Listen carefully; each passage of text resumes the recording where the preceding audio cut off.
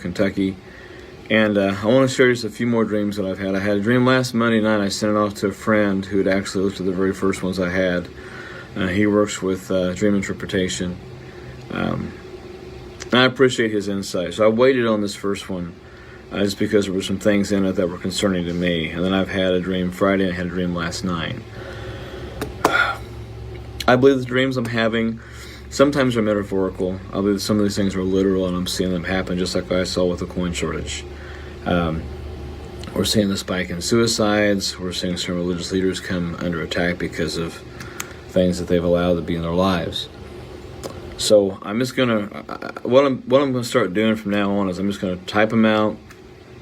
I'm gonna read through them, and you can do with them what you will. I'm not trying to cause a scene, a problem. I'm not trying to gain notoriety. I'm not trying to just keep having dreams. I'll be honest, if I had my way, I'd really rather not have another dream, because all the stuff it causes and the people it changes their attitudes and their opinions towards me. But I believe God is shifting who I am as a pastor, not into prophet at all. I still do not consider myself a prophet. I believe I'm a watchman, and the watchmen on the wall say, "Hey, folks, there's troops coming this way. They're bringing the artillery this way. Heavy movement coming." So that's kind of how I feel that I am right now. I'm still in uncharted territory, still trying to figure it out, because these things weigh heavy on me. So I'm just going to read what I've had, share with you, and I'm reading it so I don't add into it. There's a lot of accusations about, well, I'm doing this and doing that, and I don't want to also try to interpret things as well. I'm just going to tell you what I saw in the dreams. Monday night, August the 17th, I dreamt I saw a calendar month in November. It was bent. It was torn, it was dirty. I saw trees in the backgrounds that were leafless, but there were a few trees that still had scarce amount of leaves on them, and they had turned. The leaves that were still on those trees had turned like it was about to rain. The sky was a dull gray with extreme cloud cover. I hardly ever see sunny skies in these dreams. That's one thing I know for sure. I saw that finger appear, and it circled November 3rd continuously, and it continued in a clockwise direction. And then suddenly, it changed to counterclockwise, and then these images began to appear. I saw cities on fire, which was nothing new. I saw headlines that read, "Trump victory challenged everywhere." And it was on digital marquees, like in New York, Times Square, places like that. There were protesters in the streets who were weary and asleep, and they appeared dirty and dingy, like they had not slept or showered in weeks. And this bell rang, and suddenly these people come to life. They woke up and they started salivating like a dog, like Pavlov's dog situation, big buckets of saliva, and it seemed to stain their shirts. And I saw people screaming and getting violent over the election results, to the point that people were firing weapons just randomly into the air, into the sky. People were angry and people were mad. I saw a person with a sign that it said, "The obvious winner is not so obvious," like a placard, like, the world's about to end, God is coming, get ready to, whatever, one of those signs. And it said, "The obvious winner is not so obvious." And he held his head in shame. But the crowd was in a frenzy of hatred. They were even hitting each other with their signs and their banners and their wrath. And I saw more cities with pillars of smoke over them, like the wild firestorms in California right now. I saw crumbled and burned out buildings in Washington, D.C. Not monuments, but businesses and commercial real estate. Headlines declared that rebuilding would take time and trust would take even longer, and government could not do it in a timely fashion. And that's when I saw a Treasury official who's in the Treasury Department right now wink, almost as if he was looking at a camera on TV. Big smile, open mouth, wink with right eye, and held it closed, and just kind of, almost like a sarcastic type thing. And then I saw a Conestoga wagon. Think Little House on the Prairie. And Kamala Harris was driving that wagon. It was led by two mules.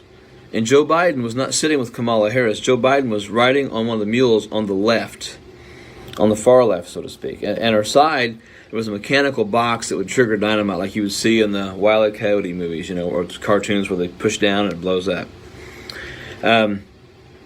It was in an upright position, though, the trigger.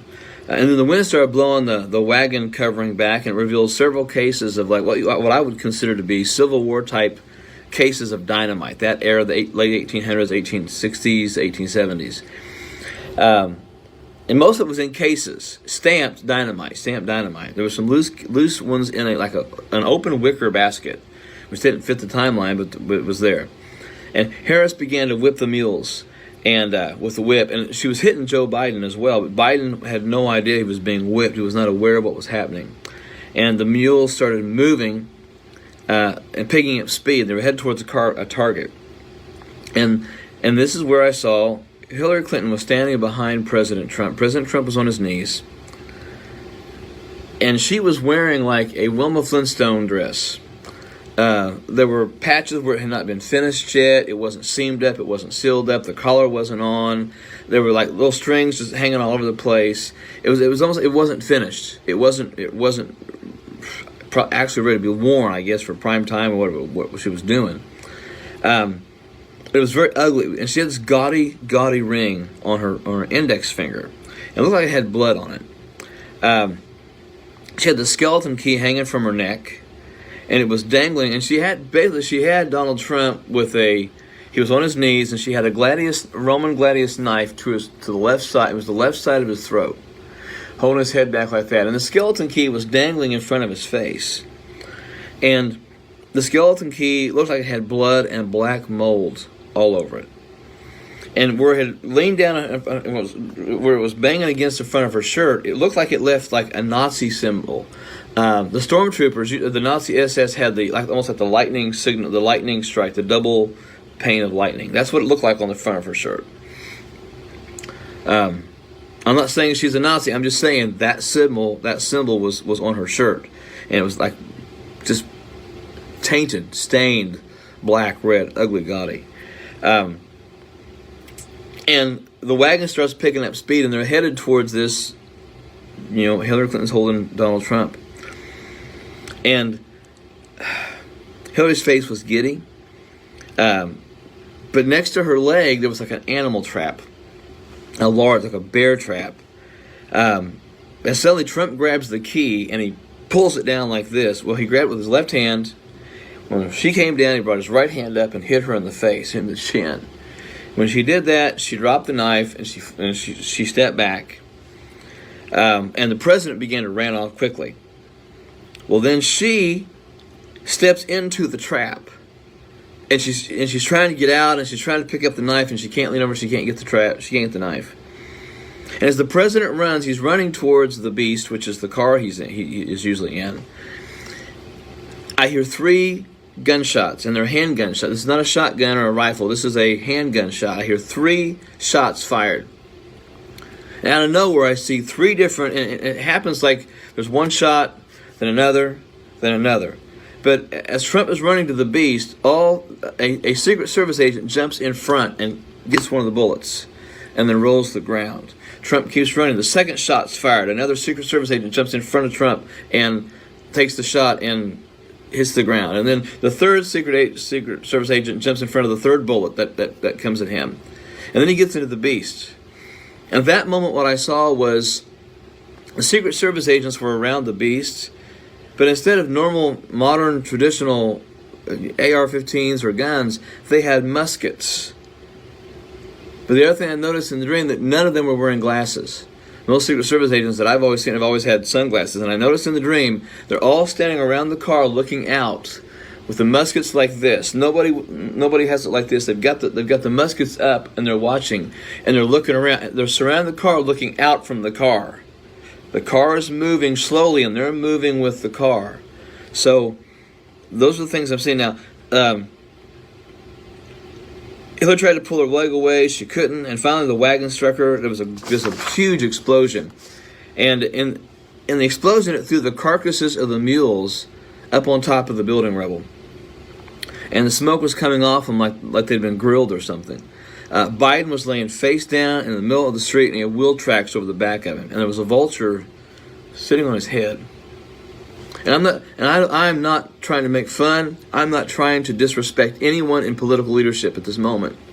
Those that know me know how I feel about certain people in leadership, but I still pray for these people. Harris was crying in disbelief, and her tears looked like they were the size of quarters. It was almost like she was crying quarters. The tears were as big as quarters, and it appeared like they looked like quarters coming out of her eyes. There was a huge hole in the ground. Buildings were collapsed. And then I saw the church. There was a separation line, and there was no middle ground. No middle ground left. As the sides literally, but I guess in the dream, at this time of the dream, sides had to have been taken. There was fire on the altars in the churches around the nation, and the fire moved on the heads of people who had been praying. And above the heads of many people in the church, I saw an actual question mark symbol above their head, and they appeared confused by what they were seeing in the world in the church. And I heard a voice say, "Those who refuse to get ready will be wanting in the end. So brace yourself and tell others that I have warned them to brace themselves, for they are about to see even more shocking things." I'm thinking of Habakkuk there, a passage that I have preached from in the last several weeks. Friday night, August 21st, I simply saw the white figure appear, raised a finger to the sky, and he said, "Ready or not, nation, here it comes. Brace yourself." Just a rather quick and simple, play on hide and seek, I guess. And last night, Monday, August 24th, I saw a calendar. It was turning the month of November. It had shadows flickering all over it. I saw this light in the sky, a big light, very large, bright light, and then darkness. And then I began to make out like a morning. It was morning, and the night was going away, and the fog and the haze were drifting away. And I saw there were many Americans, and they were in like an emergency shelter. I'm not for sure, but it seemed to me it was more along the Gulf Coast area. These people were huddled together, and they were shivering. There were individuals laying on cots, and there were suitcases all over the place, and a lot of desperate looks on the faces of most everyone. There were encouragers in the crowd, though, and they all were wearing crosses. And they stood out emotionally from everyone else because they seemed to have hope. They had smiles on their face. Everybody else was just downtrodden in despair, angry, frustrated, confused. And they were checking on people. They were trying to show patience and kindness, but at times they were met with anger and told to go away. But the encouragers just kept doing what they were doing in spite of the manifested upset of several in the shelters. And I saw businesses that were shuttered. In the bigger cities, I saw gas stations. It looked like people just walked away from them.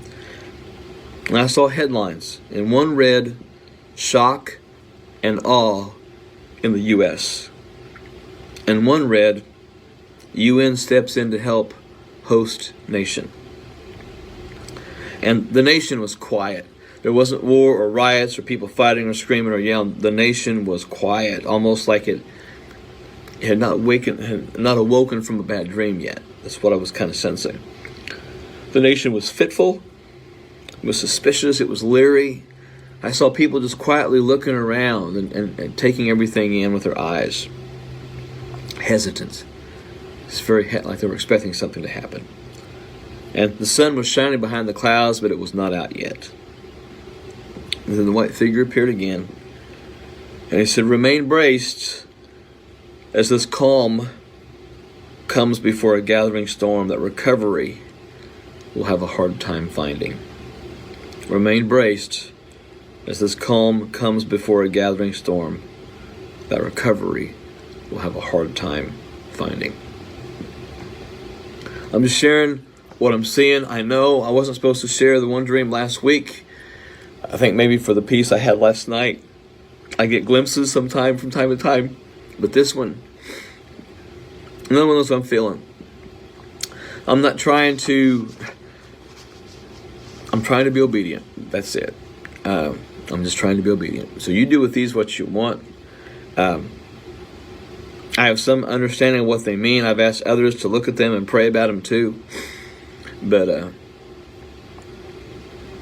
I believe the Lord's coming back soon, and He needs the church to be ready. He's trying to wake America up. He's trying to wake the church up. And there's not much more time for us to wake up.